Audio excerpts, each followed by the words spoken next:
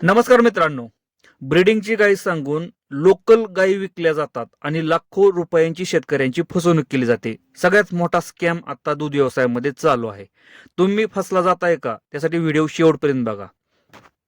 Local गायींना कशा प्रकारे ब्रीडिंगच्या गायी दाखवल्या जातात आणि शेतकऱ्याची फसवणूक केली जाते. गायी कशा प्रकारे फुगवल्या जातात व्यापाऱ्यांकडून आणि कशा प्रकारे त्यांच्यावरती खर्च करून 100-200 रुपये खर्च करून शेतकऱ्यांना लाखो रुपयांचा गंडा घालवला जातोय ना मित्रांनो. आज व्हिडिओमध्ये सविस्तर माहिती देणार आहे. त्यासाठी व्हिडिओ शेवटपर्यंत नक्कीच बघा. व्हिडिओ जर आवडला तर लाईक करा. चॅनलवरती नवीन असेल तर चॅनलला सबस्क्राईब करायला विसरू नका. नमस्कार मित्रांनो, शेतकरी आणि टेक्नॉलॉजी आपल्या युट्यूब चॅनलमध्ये स्वागत आहे.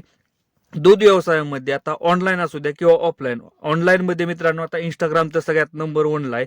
दुसऱ्या स्टेजला आहे फेसबुक आणि तिसऱ्यांदा युट्यूब. यावरती सुद्धा आता बरेचसे व्हिडिओ आपल्याला बघायला भेटतात की ब्रीडिंगच्या गायी. आणि त्याच प्रकारे मित्रांनो जी लोकल मार्केट आहेत ना, तिथं सुद्धा आता व्यापाऱ्यांना धुमाकूळ घातलाय आणि शेतकऱ्यांची फसवणूक केली जाते.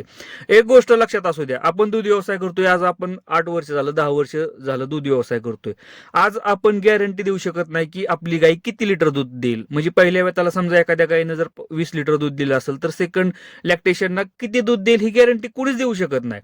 साधारणतः ती 25 देईल, 30 देईल, 40 पण देऊ शकते मित्रांनो. पण गॅरंटी देऊ शकतो का आपण? कुठलाच शेतकरी देऊ शकत नाही गॅरंटी. पण तुम्ही जर ऑनलाईन बघितलं किंवा ऑफलाईन बघितलं का नाही बाजारामध्ये, तिथं व्यापारी गॅरंटी देतात. गॅरंटी 35 लिटर आणि 30 लिटरच्या खाली तर बोलतच नाही. ती गाईचं बॉडी जर बघितली, शरीर स्ट्रक्चर जर बघितलं ना आपण, ओव्हरऑल बॉडी, म्हणजे आपला शेतकरी खाली जर आपण कमेंट्स वाचल्या का ना व्हिडिओच्या, तर तिथं आपण बघतोय की शेतकरी सांगतात की ही गाय 25 लिटरच्या वर चालूच शकत नाही. म्हणजे इतकी गॅरंटी शेतकऱ्यांना आहे.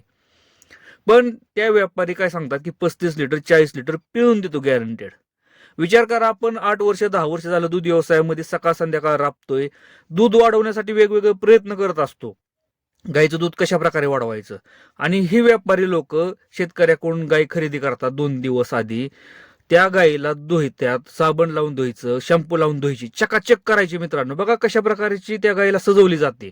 कारण एक गोष्ट लक्षात असू द्या, जो माल आहे का नाही, जोपर्यंत व्यवस्थितपणे सजवला जात नाही का नाही, तोपर्यंत तो माल व्यवस्थितपणे विकला जात नाही. हे शेतकऱ्याला आणि व्यापाऱ्यांना माहिती आहे. सगळ्यात जास्त व्यापाऱ्यांना माहिती आहे की माल जेवढा सजवला जातो ना, तेवढा जास्त किमतीनं विकला जातो. आता सजवायचा कसा? गायीला आपला शेतकरी काय करतो की त्या गायीला व्यवस्थितपणे धुत नाही, त्यामुळे ती गाय व्यवस्थितपणे दिसत नाही. त्या व्यापाऱ्यांचं एकच टार्गेट असतं की गाय आणल्यानंतर सगळ्यात पहिल्यांदा तिला वॉशिंग करायची. वॉशिंग म्हणजे धुवायची. 2-3 टाइम धुतात मित्रांनो त्या गायीला. कारण जोपर्यंत ती गाय चकत नाही का नाही, व्यवस्थितपणे निघत नाही का नाही, जर एचएफ मधली असेल गाय आणि काळ्या पांढऱ्या कलरची आता एचएफ मधली असेल ना, जोपर्यंत ती पांढरा कलर चमकत नाही ना, तोपर्यंत त्या गायीला धुत्यात मित्रांनो. म्हणजे 2 टाइम असू द्या किंवा 3 टाइम असू द्या, गायीला व्यवस्थितपणे धुवायची. धुवून झाल्यानंतर तिला चांगल्या प्रकारे खुराकामध्ये काय जास्त करून भुसा वापरला जातो. भुस्यानं काय होतं मित्रांनो, गाय फुगली जाते.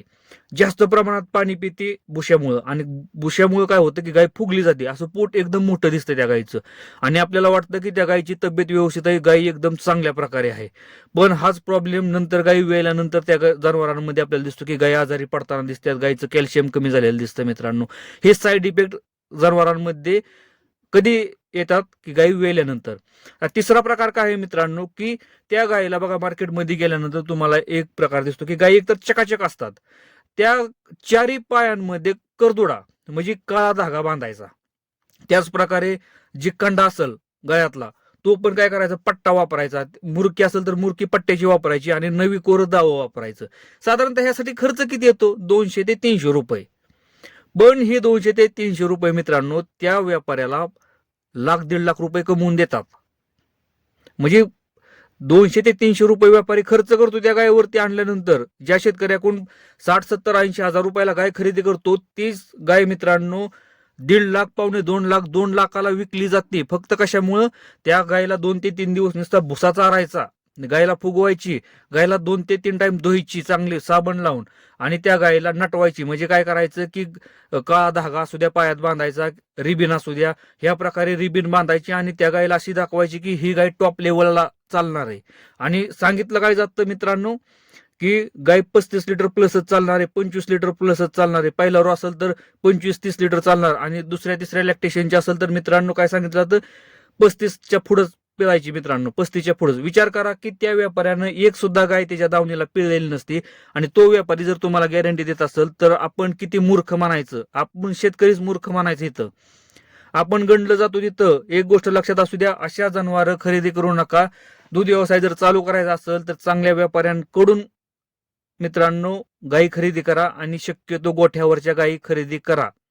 व्हिडिओ जर आवडला असेल तर लाईक करा, चॅनलवरती नवीन असेल तर चॅनलला सबस्क्राईब करायला विसरू नका. धन्यवाद.